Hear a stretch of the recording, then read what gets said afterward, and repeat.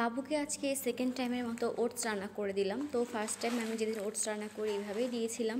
তো বাবুকে এই অর্গানিক ওটসটা আমি নিয়ে দিয়েছি এফএস বেবি শপ থেকে। আপনারা ওইখানে পেয়ে যাবেন, পেজের লিঙ্ক আমার ক্যাপশনে থাকবে, অবশ্যই চেক আউট করে নেবেন। রান্নাটা খুবই ইজি, আমিও ইউটিউব দেখে ঘাটাঘাটি করে তারপর নিজের মতো করে যেটা সহজ সেটা শিখেছি। তো প্রথমে হচ্ছে আমি এই ওটসটাকে হাত দিয়ে একটু ভালো মতো করে ভেঙে নিয়েছি যাতে করে তাড়াতাড়ি সিদ্ধ হয়ে যায়।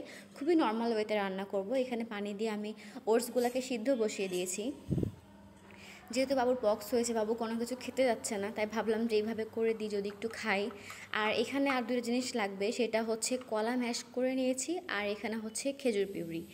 এই দুইটা তো আপনারা সবাই করতে জানেন, খুবই ইজি। আর এই রান্নাটা খুবই সোজা। এখন কিচ্ছু করব না, এখন শুধু ওটসটা সিদ্ধ হওয়ার পর্যন্ত আমি ওয়েট করব যে কখন বলক আসবে আর ওটসটা সিদ্ধ হয়ে যাবে। যেসব বাচ্চারা ভাত খেতে চায় না বা ভাতের চাহিদা কম, আপনারা খাওয়াতে পারেন না, তারা কিন্তু বাচ্চাকে ওটস খাওয়াতে পারেন। 6 মাস পর থেকে বাচ্চাকে ওটস দেওয়া যায়। এতে আছে মিনারেল, ক্যালসিয়াম ও হচ্ছে কার্বোহাইড্রেট, হচ্ছে একটা আঁশযুক্ত খাবার। তো আমার এখানে ওটসটা প্রায় সিদ্ধ হয়ে গেছে। আমি এখন এর মধ্যে খেজুর পিউরিটা ফার্স্টে অ্যাড করে দিব। তো খেজুর পিউরি অ্যাড করার পরে ওটসের কালারটা কিন্তু একটু চেঞ্জ হয়ে যাবে। এই তো আমার খেজুর পিউরি অ্যাড করার পরে আমি আরেকটু ভালো মতো বয়েল করে নিব যাতে করে আরও ভালো মতো সিদ্ধ হয়ে যায় আর খেজুরগুলো ভালোভাবে সবটার সাথে মিশে যায়। তো এই পর্যায়ে আমার ওটস একদম ডান। এখন আমি চুলা অফ করে একটা বাটিতে ঢেলে নিব। তারপর এখানে হচ্ছে আমি ম্যাশ করা কলা অ্যাড করে দিব। চাইলে আপনারা ওটসটা একটু ঠান্ডা হওয়ার পর কলা অ্যাড করতে পারেন। যেহেতু আমার হাতে তো সময় নাই, বাবু কান্না করছিল, আমি রেখে এসেছি, তো আমি এভাবেই মিশিয়ে কোনোরকম ঠান্ডা করে বাবুকে খাওয়াবো।